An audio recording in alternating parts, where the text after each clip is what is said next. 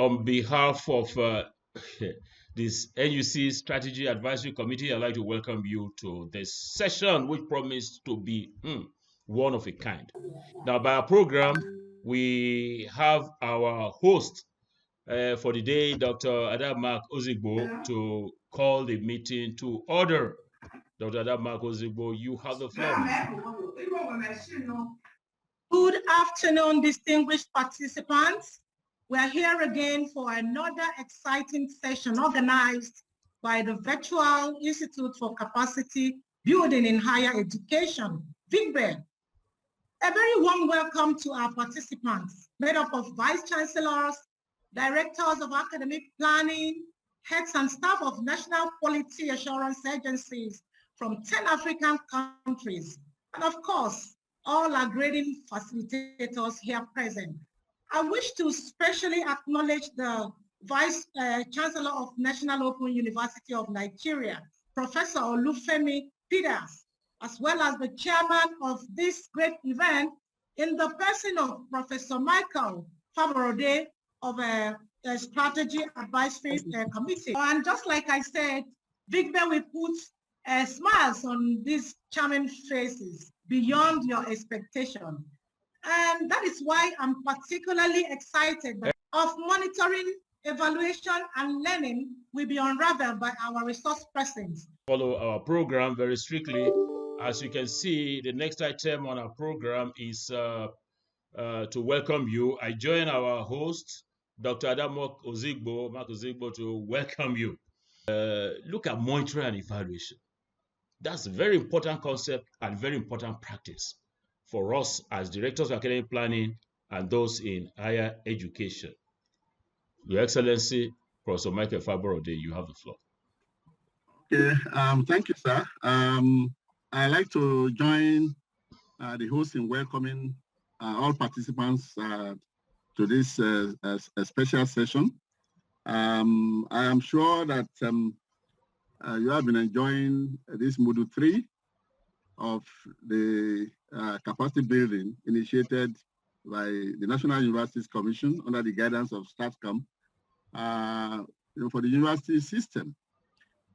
Today, we shall be listening to presenters from our colleagues, presentation from our colleagues, the African Association of African Universities,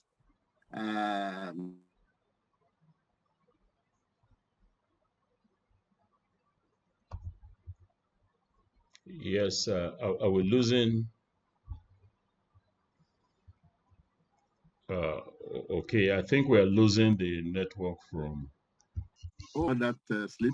So we look forward to the great presentations by these two colleagues from the Association of African Universities on the relevance of monitoring and evaluation in university administration, and particularly in academic planning, which is the subject of this core module of the Virtual Institute. Please, let's listen attentively as they make their presentation. Even those of us who know one or two things about monitoring and evaluation, we find their presentation very illuminating because they'll be talking from practical perspectives of what they have been doing at the AAU.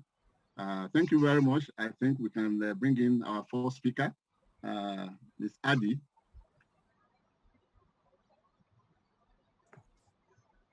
Good afternoon, distinguished ladies and gentlemen. I'll just share my screen and we'll get on with the presentation. Kindly let me know if you can see minutes, please. Yeah. Thank you. Well noted, please. So good afternoon, distinguished ladies and gentlemen. We are from the AAU and we would want to go straight away to speak to the topic relevance of monitoring, evaluation, and learning in university administration. We would want to emphasize here, I mean, most of us are very much used to the term M&E, but currently in contemporary times, there's the emphasis on the learning function of the M&E. So we would want to emphasize monitoring, evaluation, and learning. So we would be making reference to MEL instead of the usual M&E. So with monitoring, I think most of us would know that it entails tracking or keeping an eye on a number of indicators so that you are able to tell how much progress you have made, what objectives you've achieved, and how much funds or how much resources you have used. So for monitoring, you are just keeping an eye and you are following things. And so the emphasis most of the time is on inputs, activities, and outputs. With evaluation, you are making an assessment here. It's also systematic and it's also supposed to be objective. And the emphasis or the focus is on your project or your policy with respect to its design, maybe the implementation, the results as well. And you are trying to look out for the relevance. Is it consistent with the objectives or goals that you have set for yourself? You also want to determine if it's efficient. Are you making an efficient use of the resources, your inputs? Is it effective?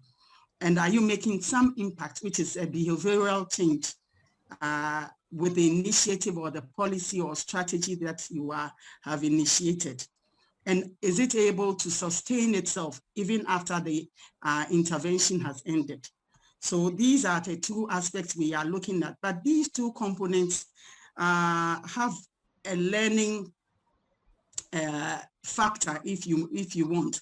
So looking at the outputs or the deliverables of your monitoring and the evaluation, there's so much learning that comes up because as you track and you monitor, you have a lot of information, a lot of data which you can analyze, and then you have information, you can have trends, you observe things, and all that culminates in a learning exercise. You reflect on it, you analyze, and you use that data. So we want to emphasize that third bit of the MEL. Actually, those two components, monitoring and evaluation, may be seen to be distinct, but actually they are complementary. So you have the deliverables or the outputs of one of them also feeding into the other. So for monitoring, would like to note that it clarifies your program objectives. And program here could be policy, it could be strategy. For your side, it could be your planning. Then it also makes it clear what your activities are and how they link to the resources or objectives. You are better able to come up with performance indicators when you are tracking, and then you set targets. You collect your data on a routine basis, and then you have reports that goes to the various stakeholders in whatever program, policy, strategy that you are implementing. For evaluation, as we saw before, it's an assessment. So we would want to see why your results were achieved or were not achieved. What do you attribute to whatever result you are getting? And then you are able to examine your implementation process when you do your evaluation.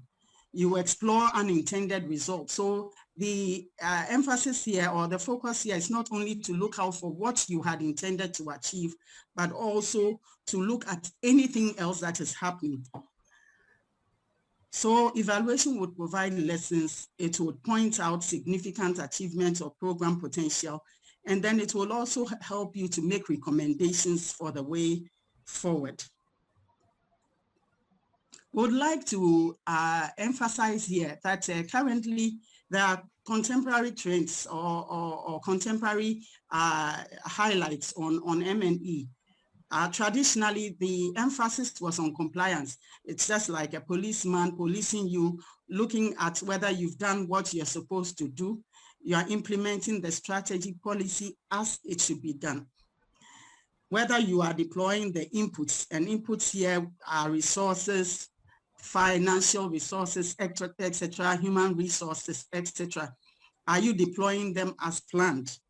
Are the activities being undertaken as planned? Are you getting the expected deliverables? So here, the traditional M&E would not tell you whether you've been successful in your initiative, your strategy, policy, or program. It will not tell you. It's just looking at, are you keeping to the plan? Currently, the emphasis is on making M&E participatory. So the idea here is to engage your stakeholders. For you as academic planners, your stakeholders would include everybody else within the university, would include students, would include maybe funding partners, etc. So the idea is to engage all these actors in the monitoring and evaluation process. That would ensure that you get their buy-in, because M&E cannot be restricted to just one group of people. You have stakeholders, they have a say, they are going to use some of the outputs or deliverables of the M&E and L that you are doing. Another emphasis being made these days is the results-based monitoring evaluation. And here the focus is on outcomes and impact. So here we move away from the focus on the inputs, the focus on the activities and outputs. And we are looking at, so yes, so we were able to do this much. We did this and that activity. And so what? What did it lead to? What kind of behavioral change did that bring about?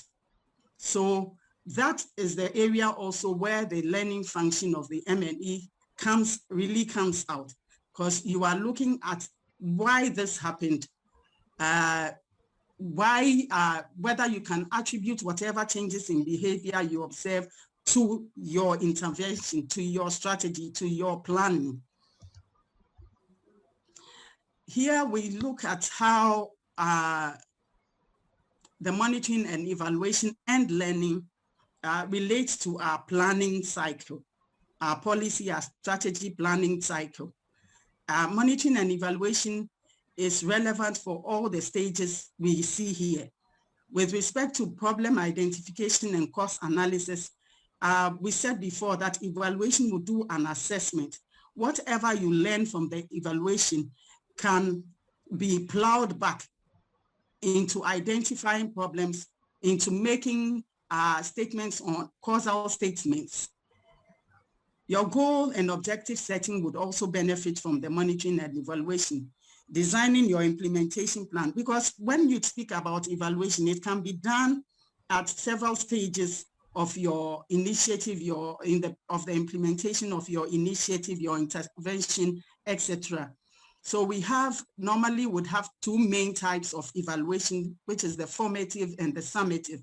For the formative evaluation, we are looking at, it would actually assess the design of your intervention, would look at the implementation side, evaluate it. Is it relevant? Is it effective? Is it efficient? And the outcome of that analysis or the outcome of that assessment can feed into the design of your implementation plan. Then you have your implementation and service delivery, which would also benefit from your monitoring and evaluation. Then we will take a look at push factors. You know, monitoring and evaluation has become very trendy these days. And we want to note that it's because it's been driven by a number of factors, which can be external or internal. For most of us in the developing world, the push or the drive has been quite external. We engage with partners, we engage with funding partners also, and it comes as a conditionality.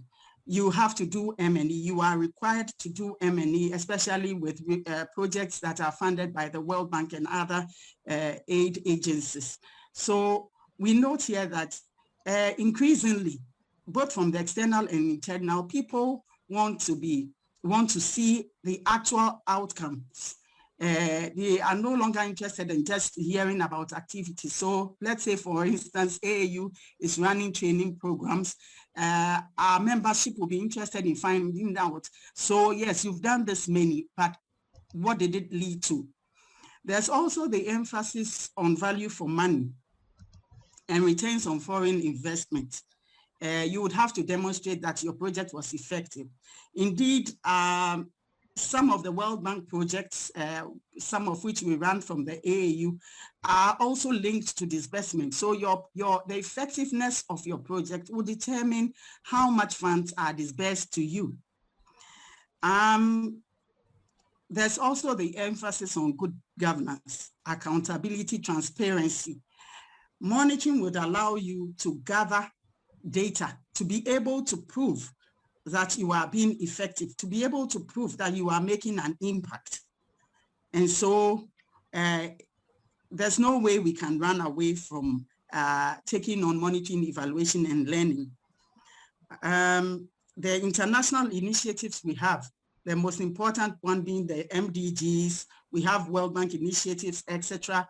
There's the Paris Declaration on Aid Effectiveness, etc. These initiatives are all more or less pushing us towards adopting M&E. And indeed, in this sub-region, you find that most countries have adopted M&E, even at the national level. And certainly they'll be looking at how their universities, whatever their universities are doing, feed into the national education agenda. Then we cannot also ignore the demands of university regulatory bodies like the NUC. I took a little listen to a session by the distinguished Professor Saliu, I believe, from the NUC, where he was outlining the expectations, their expectations for the academic planners. And you realize that there is a lot of emphasis on data. M&E doesn't concentrate just on data, just any kind of data, but it tells you what particularly to look out for. So you come up with your indicators, you come up with your targets, you note what your baselines are, what is your starting point, and later on then you know what data. You've already determined what data you are collecting. You collect the data so that you can report and be able to determine whether you are making progress, whether you have achieved your objectives, etc., etc. Now we take a look at the relevance of monitoring, evaluation, and learning in university administration generally. And indeed, these points or these factors of relevance apply across board to whatever field you are in. You have 9 more minutes, please. Okay. 9 more minutes. Yes, please. So there's greater transparency and accountability. You are able to find evidence for your decisions, etc. Improve performance because you are able to get an effective project design, track your progress, ensure compliance, improve your efficiency and service delivery. Effective allocation of resources because you are able to tell what is working, what is not working, and determine going forward where you are going to push more funds, etc. Will provide you with information, so it promotes learning and evidence-based decision-making, and then systematic professional management. You are able to coordinate various activities, etc., etc. So these are on your screen. You find areas of application of MEL. This is not an exhaustive list. It's just a few things we picked up which we thought are relevant to you as academic planners. We wanted to take a quick look at this framework, but I think we'll speak to it very briefly and you can take a look at it later, because when you are implementing monitoring, evaluation, and learning, basically you are going to have a framework like this, which would outline your overall objectives, your purpose, your results, your activities. Then you would have indicators for each of these and determine ahead of time what your source of verification would be. The indicator tells you, okay, have you been successful? What does success look like? And indicators would need to be specific, measurable, attainable, or achievable. They would have to be relevant and they'll have to be time-bound. They have to be smart. Then you determine your sources of verification and you must have assumptions. What are the conditions that must exist for you to achieve whatever it is you set out to do? Then here we look quickly at building an institutional mail system. I think we would skip this, but it tells you certain number of steps you should take if you want to put in place a monitoring, evaluation, and learning system in whatever field you are in. And it starts with conducting a readiness assessment. And these are quick points on why you must conduct a readiness assessment. It's just to let you know where you are at, what you may already have in place, and then how you build upon that. Without this kind of scoping exercise or assessment, if you take off, you may be making mistakes. There may be approaches. These are our readiness assessment 8 key questions. I'll leave that for my colleague to take over. Schneider, could you take over quickly and let's just run through this quickly. We're almost all right. Thank you very much, Adeline. So I will take it from here. I think she earlier introduced the need for a readiness assessment. So here are some key questions that will help you in your readiness assessment for M&E. I need to also emphasize that there's difference between readiness assessment and needs assessment. Needs assessment is to fundamentally ask whether you need M&E. Readiness assessment will assume that you need it and what are some of the things that you need to do. So first of all, you will need to understand the potential pressures for having an M&E. Adeline has already mentioned some of those potential pressures that may require you to have an M&E. You need to also ask yourself, who are the advocates for an M&E system in your university or your unit? I think advocates are very important for the success for this system. 5 more minutes, please. 5 more minutes. 5 minutes. Yes. You need to also ask yourself, what is motivating the champion to support such an effort for M&E system? I think understanding the motivation of the champion will let you know whether you can actually do the M&E. Actually, M&E is more of a political exercise than a technical exercise. So you realize that there are some people whose motivation is actually to go on a witch hunt, but actually M&E is not supposed to be a witch hunt. So understanding this the motivation of the champion is very key. Then you also need to ask yourself who own the system and those who benefit from the M&E system that you are putting up. And I think making an analysis of this or taking stock of this will help you to develop a system that responds to the needs of the people that you are serving. Then you also ask yourself, how will the system support better resource allocation and achievement of your unit or your university or your organization's strategic goals? I think here you realize that M&E system is not an end in itself. It is supposed to generate information that will help in the university's allocation of resources and improvement of services.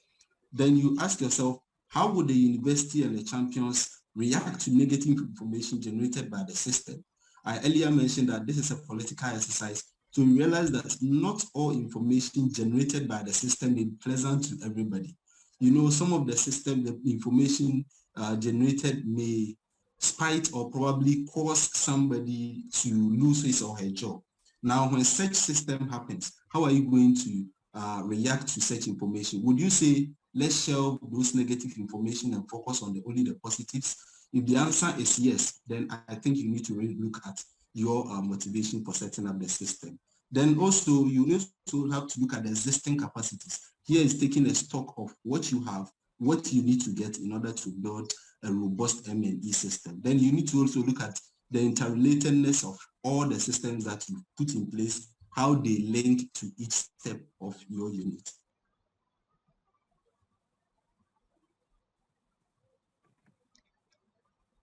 You are muted. You muted yourself. You are muted. Okay. All right. So here are some concluding points. And I think one key thing you need to know is there is no best model for M&E system. You cannot probably say Harvard's M&E system is the best, so you go and pick it and then implement it in your unit or institution's hook, line, and sinker. You may fail. So it's best you design your own system. And also, whilst designing your system, you need to take into consideration the fact that you don't have to overload your system. Otherwise, you'll be collecting information, generating information that may not be useful to your constituents, and this may undermine the system that you built. And then you have to realize that the system that we are preaching here has no inherent value in itself. The value of an M&E system lies in the use of the information that is generated by the M&E system. So we need to put this in mind. invite Mrs. Adeline to come in and then take us through the anthem. That's how I call it, the anthem of MLE. We are concluding and would want to draw attention just to a few things to do with the power of measuring results, which are on your screen. We thank you all so much for your kind attention and will be willing to engage with you further on this topic. Thank you very much. We have also a slide with some important references you may want to take a look at. Thank you very much. Thank you so very much. I yield to our chair. But before I do that, normally you introduce the speakers at the beginning, but I'm going to do it the other way around. The reason being that I'm using M-E-L, M and E-L. I'm introducing them after, so that you'll have enjoyed them. You'll have enjoyed Madam Adeline. You will have enjoyed Ankoma. So who is Madam Adeline Addy? Is an MEL specialist. She has about 20 years hands-on experience in the design, management, and evaluation of higher education development initiatives, research, and innovation management, leadership and management development, and all of that. She holds a master's degree in international relations and a bachelor's degree in psychology and French. University of Ghana. No wonder, man, you speak French, so I don't know if you get a degree for French. And monitoring and evaluation certification from Stellenbosch University, South Africa. Gali International Management Institute, Israel, and International Training Center of ILO, among others. She's currently the monitoring, evaluation, and learning specialist for the World Bank Africa Center of Excellence project at the Association of African Universities, AAU, in Accra. What about Mr. Skennineda? You need to give me a training program, run me through M&E in this one. Ankoma is also an MEL analyst. He's a professional economist with a progressive professional experience in M&E, results-based management, impact evaluation, capacity development, and a host of several things that I've seen here. He's currently the monitoring and evaluation analyst for the World Bank's Impact Project I mentioned earlier. Skennineda holds MPhil in economics for University of Ghana, a monitoring and evaluation certification from Galilee International Management Institute, Israel, an international training center of ILO in Italy. He's currently the monitoring and evaluation and learning analyst for the World Bank. I mentioned that earlier.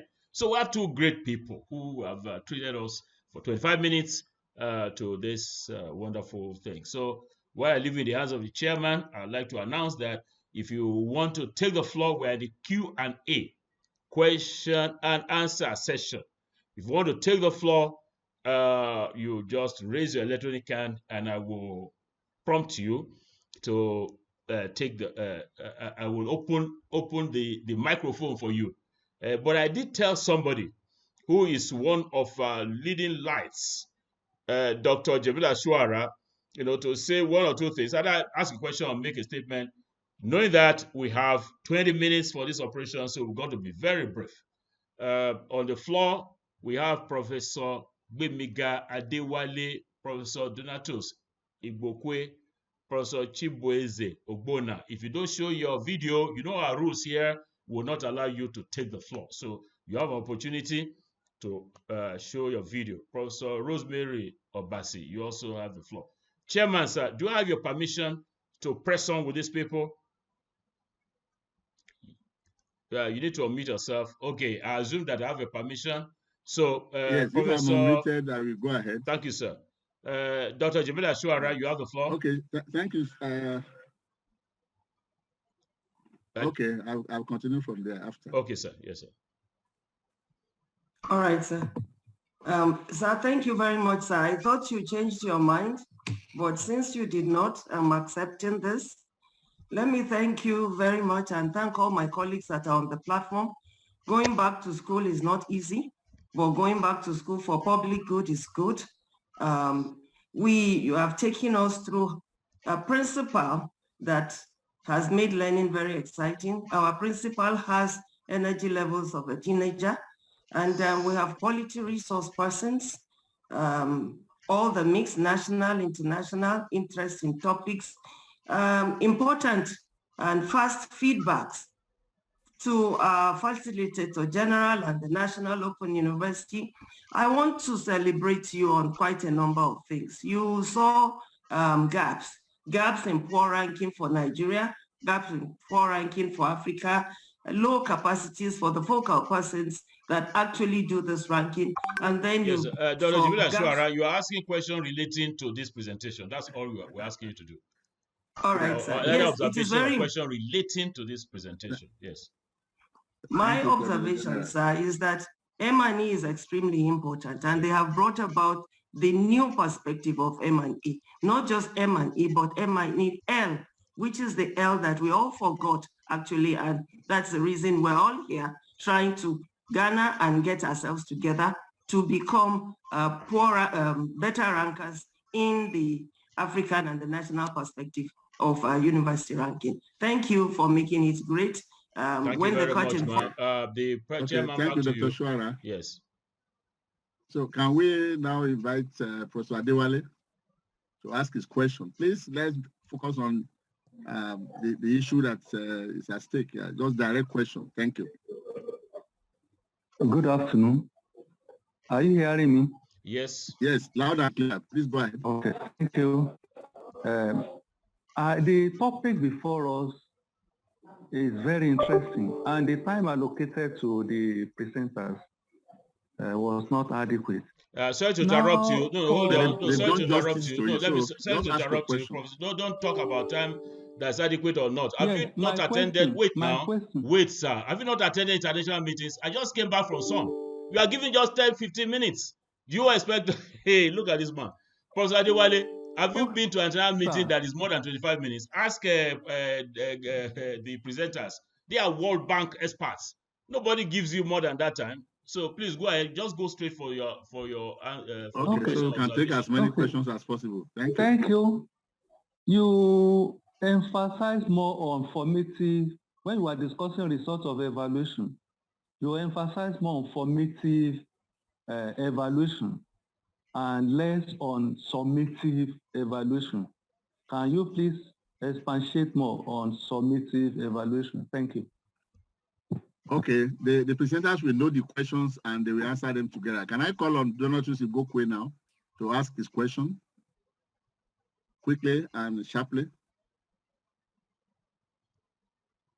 If it's not ready, can we move on to Shibose Ogona? Please unmute yourself. Yeah, okay. Thank you, sir. Donatus, go ahead quickly. Yeah, Donatus, yeah. The presenter gave very important advice in their concluding points. One of them is that that the more easy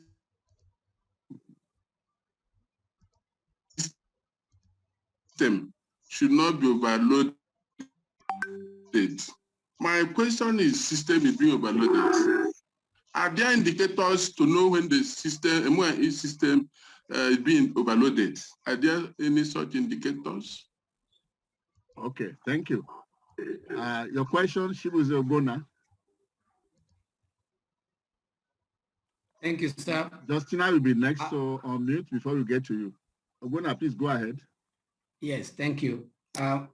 My question is on the three main categories of MIE, namely projects, programs, and I want to know from the presenters, are there any peculiarities in MIE in projects and programs or portfolios, considering that mainly what we're used to is MIE on ongoing systems, because projects are one-time only activities. Are there any peculiarities?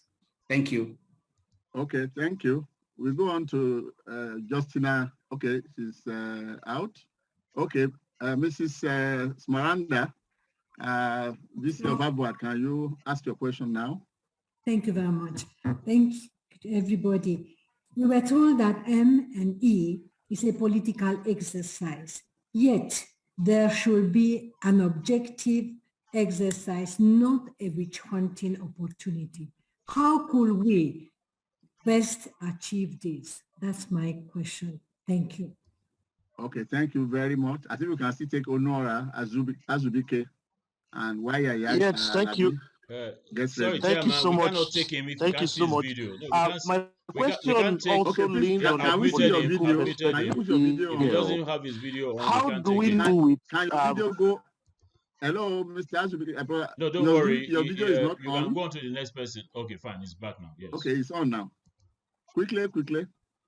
Yes. So my question is, how then do we deal if it's political? If M&EL is political, that means when we find these results that we don't want, are we going to be sincere because it's supposed to help us to correct the anomalies? If we follow the political path, does it mean we are going to overlook and then not do the correct thing? How do we now balance these two options? Okay, thank you. Can we quickly have Yaya Labi, please, to come on board with his question? Yaya Labi, while Abdurrazak Olayinka gets ready. Thank you, Mr. Chairman. Thank you, Mr. Chairman. My own question has to do with, I want the presenter to let us know how we can ensure effective implementation of M&E in African universities. How do we ensure effective implementation of M&E in African universities? Okay, 2 more questions to go. Hello, sir. Olayinka, please. You are next. Okay, thank you, sir. My question I want to ask the presenters. She said most of the time, the M&E is as a result of push factor from external as a kind of condition to maybe grant and what have you. And I want to ask, is it, how can we make it more internally oriented? And out of the two, is it the summative that she will advise or the formative? Okay. I'm sure they provide the answer. I think the last will probably be Mrs. Aman Mbakwem. Thank you. My question is very brief. In the readiness assessment, the presenter talked about finding the reason for why you have an advocate. Supposing the reasons the advocates have is negative, but you know that the MEL is a good program, how do you use that information? How do you handle that situation? Okay, we gain some time from there, so I'll give the last slot to Mrs. Olubanke Ogunlana. That will be the last question, and then the presenters will come to provide answers. Thank you. Okay, thank you very much, sir, for the privilege. I also want to appreciate the presenters. I quickly want to ask, looking at the cost effectiveness of the university system, will the presenter, would they propose that we have the M&EL system within the QA system or within the Director Academic Planning unit? Or should we have it as a separate unit on its own within the university system? Thank you very much. Thank you. Well, maybe I just bend over backwards and give Justina, who was there earlier, to now ask a question, and that will be the last. Justina is then what for? Can you ask your question now, quickly? Can you unmute yourself and ask your question? If not, we will have the presenters to react to the questions already asked. Okay, my professor. Okay. I don't have a question as such, it's an observation. Very short. Yeah, very no, short. I've muted her. If she cannot show a video and there's some echo coming from her, let's go on to the presenters, except okay. Dr. Professor Eze-Nwafo sorts out the challenges. Yeah. Okay, can the presenters now provide answer to the questions? We have quite a lot of them, but I'm sure they can be consolidated. Yeah, in 10 minutes. Yes, I would quickly respond to some of the questions. My colleague will pick up the remainder. So quickly, there was a question about summative evaluation. It's for want of time that we seem to have emphasized formative evaluation. A summative evaluation is normally the evaluation that is undertaken at the end of a project intervention policy, etc. And it also has its benefits because that allows for you to see whether the project was able to achieve what it set out to do. it also allows you to make a judgment. For instance, if you have a funding partner at the end of the summative evaluation, depending on the result, they can either decide to continue funding or to cut the funding. With respect to program policies and projects, whether there's any difference in how M&E is undertaken, there is no difference. It's just that if you have a program, which may be a combination of projects, then you have a more, I wouldn't want to say complicated, but you have a bigger system where you have smaller systems reporting to the top, just so that you are able to coordinate all the M&E issues. I'll leave the political but should be objective issue to Schneider to address. How do you ensure effective implementation of M&E in African universities? In our reference list of references, there is a publication, a paper by a Nigerian, I think it's Ene and someone else, 2009, I believe, where they speak about the challenges of institutionalizing M&E. You may want to look at that. So if we take care of those challenges, then we will be able to ensure effective implementation. Some of the challenges are lack of human resources, the skills, the competence, also finance, because M&E has a cost aspect. A lot of people do not think about the cost. They think it's just M&E, which brings us to the issue of overloading the M&E system. There is no indicator that you are overloading. You should know exactly why you are putting the system in place, what data you'll be looking for. Overloading it means that you are going to be measuring or you are going to be tracking many things that you may not even be necessary. And as I said, there's a cost related to it. So that's when you overloading is when you are biting off more than you can chew and you are doing more than you really need to do. Where do you situate M&E in an institution? Is it with the QA, with the academic planning unit, or a separate unit? We would say a separate unit. M&E is not a subset of QA. Neither is it a subset of academic planning. Indeed, the academic planning and the QA have to undergo MEL. I think that the issue was even raised in the paper presented by, is it Dr. Michaela Martin? Sometime last week, I think we took a quick listen to some of the presentations, and she did make reference to QA applying M&E within QA. So it should be a separate unit. QA and academic planning will provide input for M&E. Schneider, could you quickly yeah, thank you. So, Mr. Kwaku. Okay, all right. So let me respond to the political question. I think you mentioned that M&E is a political exercise, more of a political exercise than a technical exercise. And this we cannot run away from.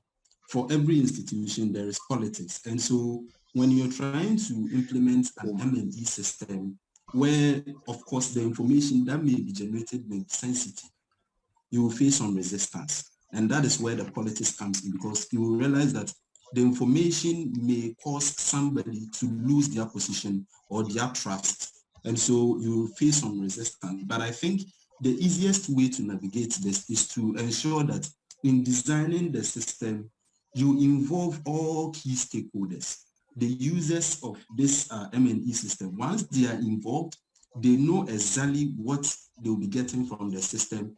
It's likely that it will not meet resistance. So involving them, helping them, or allowing them to contribute and also understand the system is one way to navigate the political arena. And I think also in politics, you may also find influencers. So in the university system, you may want to involve key people in the university to buy into the M&E system. And when that happens, it helps to ward off some of these political challenges that we may have.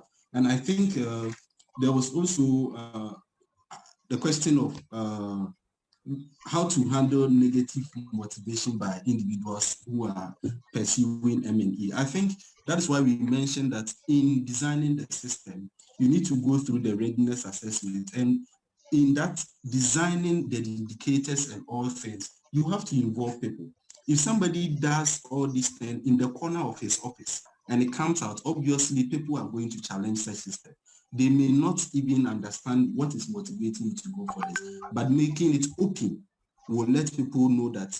So anytime a system is designed out of nowhere, it's likely that the person may have a negative motivation. But then if it is designed by involving people, people will have trust in such system. And I think Adeline has responded to, and also there was a question of where to end M&E in the university system. I think, in M&E, we say it never ends. It's like a cyclical activity.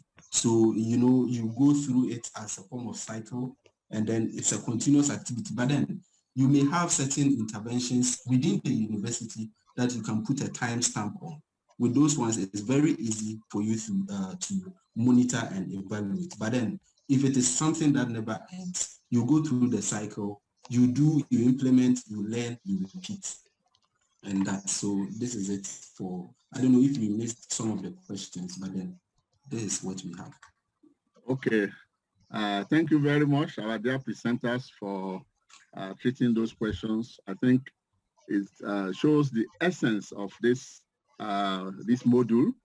There can be no substitutes for expertise and experience in being able to handle the issues that have been raised. I want to thank all those who have, asked questions, and the presenters for answering the questions in such a way that participants will have a lot of things to take away from this module. Your questions have more than justified the need for this course, and I think we must appreciate the National Universities Commission for pulling such a big number of trainees. We still have over 400 in attendance now, and so the Coordinator General needs to be commended. At this point, I would like to hand over to the Coordinator General to close this session and make important announcements for these participants. Once again, I want to appreciate our presenters who have done justice to this topic. At least many of us who are not aware before and just simply talk about M&E now know that it is MEL. You must bring learning into it and make it respond to the context in which it is being carried out. Yeah, thank you very much, our chairman. We appreciate you, appreciate the way you have guided us. I join you in thanking most sincerely our MEL experts from the Association of African Universities. We are going to report to the Secretary General, Professor Yuwali, that you give us very rich menu, good diet of in this your presentations. This is your presentation. We like to thank all those who made who asked questions or made observations and the responses. I felt quite delighted at the responses that Madam Adeline and our colleague Kwaku gave to our host for the day. We have 1 more minute. Yes, that 1 more minute to close the session. Over to you, Dr. Adama Kozigbo. Wow, what a great session. We have all learned, among many things, that monitoring and evaluation should be an integral component, in our universities or in any institution, since it is quite vital in academic planning. Once again, on behalf of the Virtual Institute for Capacity Building in Higher Education, I wish to say a big thank you to all our participants. And I want to specially thank our Facilitator General and Mentor, distinguished Professor Peter Okebokola. We want to say thank you to our chairman and all the presenters and our 2 presenters, as well as all the people that contributed. Thank you all, and see you next time. Thank you all very much, and that brings it to a close. Okay. See you on Wednesday, the discussion forum. God bless us all. Bye-bye.